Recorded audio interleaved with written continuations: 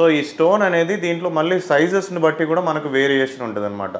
ఈ స్టోన్ అనేది size differences ఉంటాయన్నమాట. ఈ స్టోన్స్లో కూడా మళ్ళీ చాలా టైప్స్ ఉంటుంది. కాల్షియం ఆక్సలేట్ స్టోన్స్, స్టాగ్హార్న్ క్యాలిక్యులస్, ఇలా చాలా టైప్స్ ఆఫ్ స్టోన్స్ కూడా ఉంటాయన్నమాట.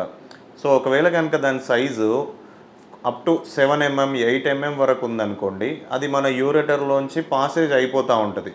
సో దానికి మనకు ప్రాబ్లం ఉండదు. బట్ ఎప్పుడైతే అది ప్యాసేజ్ అయిపోతున్నదో అప్పుడు ఎక్కడైనా కనుక అబ్స్ట్రక్ట్ అయిపోయినా, అక్యుములేట్ అయిపోయినా పెయిన్ అనేది ఎక్కువ వస్తూ ఉంటుంది. అప్ టు 7 8 mm వరకు ఉంటే అది యూరిన్లో ప్యాసేజ్ అయిపోయే ఛాన్స్ ఉంటుంది.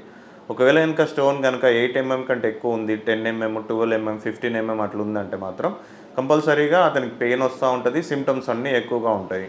ఒకవేళ స్టోన్ అనేది 15 mm 20 mm కంటే ఎక్కువ ఉన్నప్పుడు ఏమేమి సిమ్టమ్స్ ఉంటాయి? బ్యాక్ పెయిన్తో పాటు యూరిన్ బర్నింగ్ రావడము, యూరిన్ వెళ్ళినప్పుడు పెయిన్ రావడము, లేకుంటే వామిటింగ్స్ రావడము, ఫీవర్ రావడము, కడుపు నొప్పి రావడము, ఇట్లాంటి అన్నీ సిమ్టమ్స్ ఉంటాయి అన్నమాట. సో అంతకంటే ఎక్కువ ఉంది, ఒకవేళ పేషెంట్కి 20 mm కంటే ఎక్కువ ఉంది, 30 mm కంటే ఎక్కువ ఉంది అనుకుంటే, అంత పెద్ద స్టోన్ ఉంది అనుకుంటే, ఒకవేళ కనుక అంత పెద్ద స్టోన్ కిడ్నీలోనే ఉంటే అది కిడ్నీని మొత్తం డ్యామేజ్ చేయడం స్టార్ట్ చేస్తుంది అనమాట. అప్పుడు ఏమవుతుంది, అసలు యూరిన్ ప్రొడక్షన్ అవ్వదు, పేషెంట్కి యూరిన్ రాదు, తక్కువ యూరిన్ వస్తూ ఉంటుంది, మంట కలుగుతూ ఉంటుంది, నొప్పి ఎక్కువగా ఉంటుంది అనమాట. సో ఇప్పుడు ఈ కైండ్ ఆఫ్ వాటిలలో ఎట్లాంటి ట్రీట్మెంట్ తీసుకోవాలి? ఇప్పుడు యూరిన్ స్టోన్ ఉంది నీకు, అది ఎలా తెలుస్తుంది అంటే ముందు మనం ఒక అల్ట్రాసౌండ్ చేసుకోవడం కానీ, సిటీ స్కాన్ చేసుకోవడం కానీ చేసి చూసుకోవాల్సి ఉంటుంది.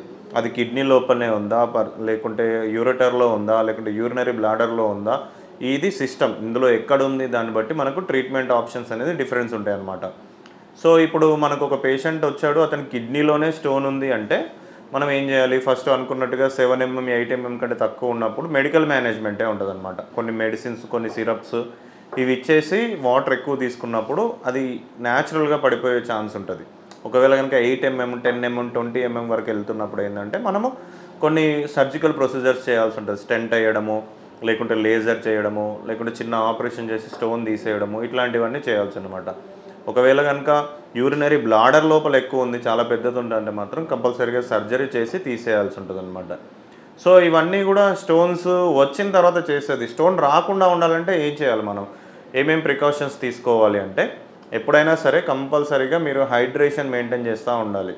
ఇప్పుడు సమ్మర్లో అయితే మామూలు తాగే వాటర్ కంటే కూడా ఎక్కువ వాటర్ కంటెంట్ తీసుకోవాల్సి ఉంటుంది, లేదంటే ఎన్ని జ్యూసెస్ తీసుకోవాల్సి ఉంటుంది, కోకోనట్ వాటర్ తీసుకోవాల్సి ఉంటుంది, ఏదో రకంగా లిక్విడ్స్ అనేది ఎక్కువ తీసుకుంటూ ఉండాలి. మళ్ళీ ఫుడ్లో కూడా కరెక్ట్ ఆన్ టైం ఫుడ్ తీసుకుంటూ ఉండాలి. స్పైసీ ఫుడ్స్, ఎక్కువ కార్బోహైడ్రేట్ డైట్ ఎక్కువ తీసుకోకూడదు. ఇలాంటి ప్రికాషన్స్ తీసుకుంటే కిడ్నీ స్టోన్ రాకుండా మనం ట్రై చేయొచ్చు. నమస్తే.